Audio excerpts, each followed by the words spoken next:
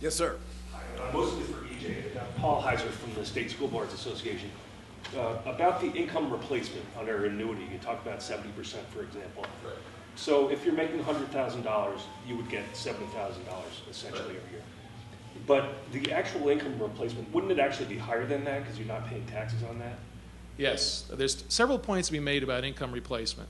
Remember that a pension, like a Social Security payment, has no FICA charge. So your FICA tax is 7% or so. I always forget, 7.65.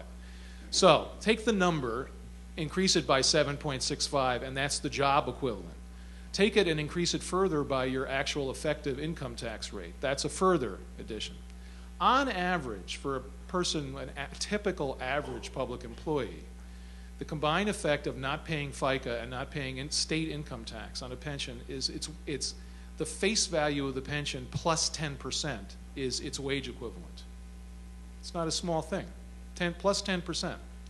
Social Security is also tax-free up to a limit, depending on the income, total income of the retiree. There's a very interesting debate about income replacement in the retirement field, and I read a lot of the literature in the course of doing this report, and actually people are all over the place. There's one school of thought that says it's got to be higher than the traditional pulled out of thin air 70%, and there's a lot of thought that says no, there's no such thing as one size fits all, and it could be almost anything. I would point out that in the heyday, in the so-called good old days of defined benefit pensions, now we're talking in the 50s, after Social Security, once Social Security came into being, in the heyday of defined benefit pensions in the private sector, it was considered optimal to have a pension that paid 40 or 50%.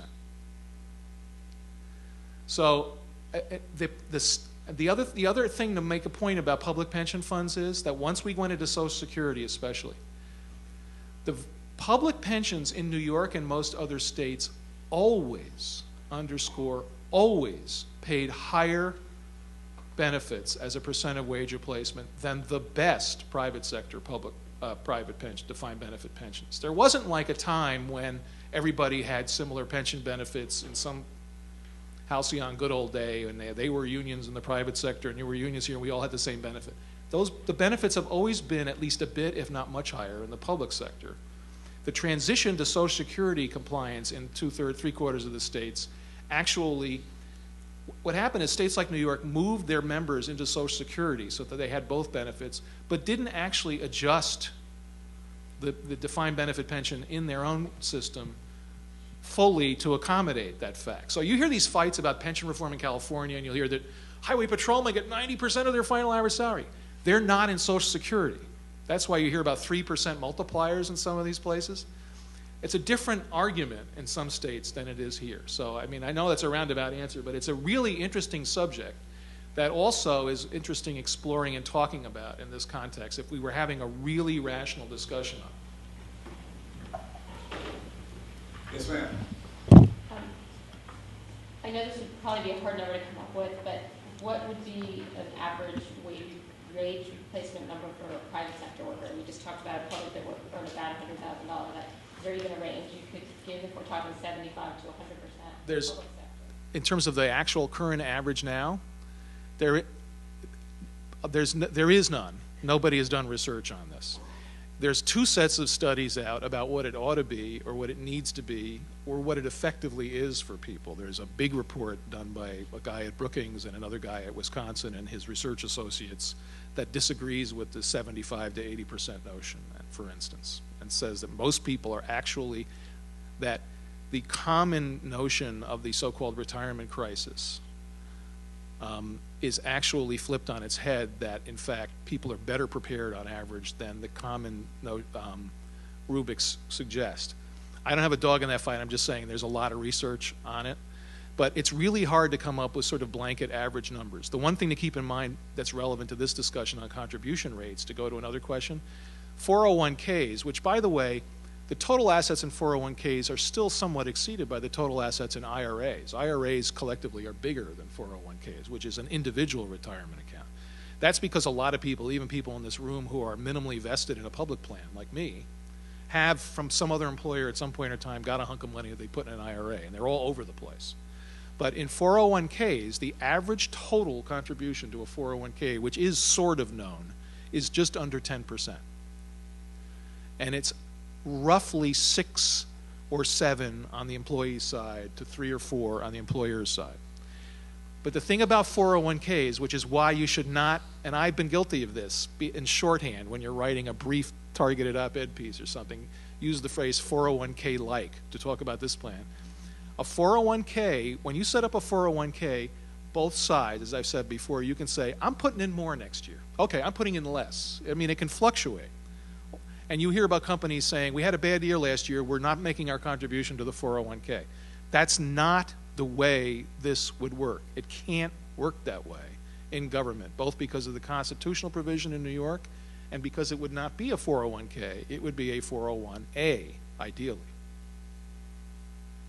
In our model, this is a kind of an industry standard, industry-wide issue. In defined contribution plans, there's a lot of thought on what an optimal contribution rate from an employer perspective is, or a combined contribution rate on the front end. There's a lot of work done in counseling and educating participants as to what their targeted income replacement ratio should be, but it's fairly uncommonly looked at, and one of the things we try to do in our plan now is look at exactly that.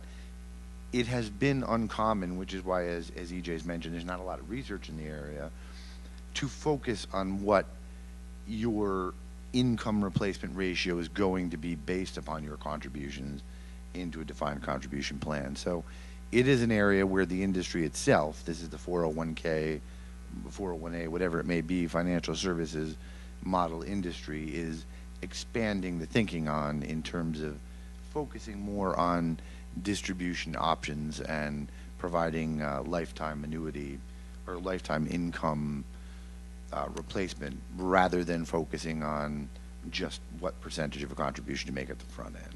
I would add, by the way, there's 60-something people in this room, and if we did an in-depth survey and said, what do you think of, and of varying ranges, what do you think you're going to need? What would you like to have in retirement?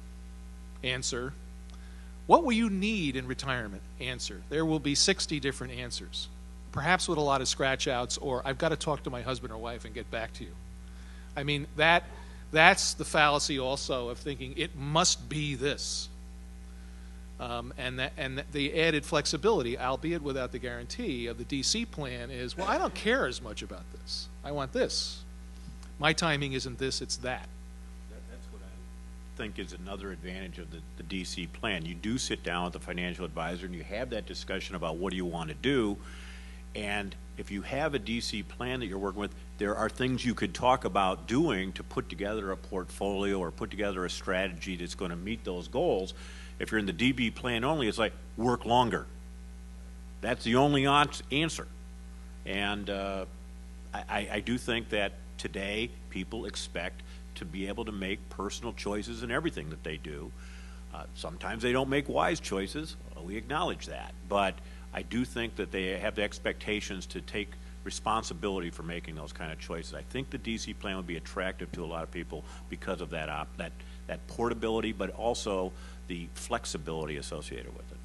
We do get a lot of feedback on that area. The flexibility is greatly desired by our participants that choose it, not just as far as your distribution options on the back end, but your timing, your sequencing, your coordination and integration with your other aspects of your life. Technically, in a defined contribution environment, we talk about 55 to 59 and a half being the normal retirement age. You could retire at any age, and we do have people who may go out at 40 and start their own business. Under IRS guidelines, they would have a 10% additional tax penalty for withdrawals, but they could conceivably take money out if they wanted to use it as startup capital for a second phase to their life. Nobody today has that same answer, and as EJ says, there'll be 60 different ones, and yet defined benefit plans provide a limited set of those. In this environment, you can provide that lifetime income stream where it's wanted, and you don't have to do it entirely either. You can partially convert to an annuity stream, leaving some of it available for more liquidity. So there's a lot of flexibility to it that works well with a modern moving workforce. So, thanks. Ma'am, you Did you want to follow up? One other question, because I was still thinking about the wage thing. Public sector pensions are not taxable at all, but private sector are totally taxable. In New York State, they're both taxable federally. Correct me if Dave knows the most about this. In New York State, a private pension has a $20,000 exemption. By the way, the average private pension in New York is $17,000. Private pensions have a $20,000 exemption. Public pensions and payments from a plan like this are completely tax exempt. The flip side is that you pay on the contribution side. So you have to do a correction on your tax form for what you put in is taxed to a public plan, but it's not taxed to a private plan, if you can kind of follow that. But Frankly, on the back end, the earnings wouldn't be taxed, nor would the principal. Right. Did you put? The earnings and principal are not taxed, right? That is a big advantage to a public plan such as this, yes. Yeah. Elizabeth? Yeah, I wanted to ask Tim, I know that in some earlier advice to your school districts, the tax cap question. You know we have a lot of taxpayers out there now preparing to see a 2% increase on their bill.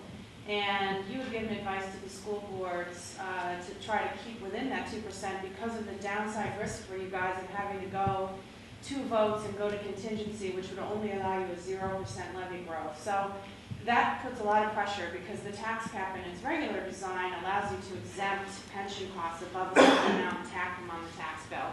So taxpayers would see in that case bills over 2% increase. I wondered in the preparation that you're seeing now as the school district budgets are coming up, how many school districts are taking the full hit of the pension increases this year within that levy growth allowance, and what kind of impact that's having on the services they're preparing for in the coming year for their students? A little too early to tell.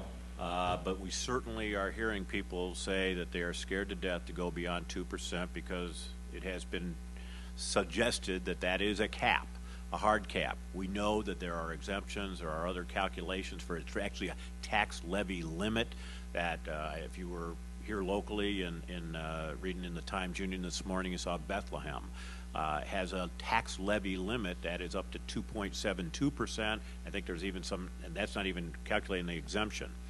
But they're scared to death that you go out there to tell people, try to convince them, you lose this thing twice and you have no tax levy increase at all from the previous year. So this is a real problem for us.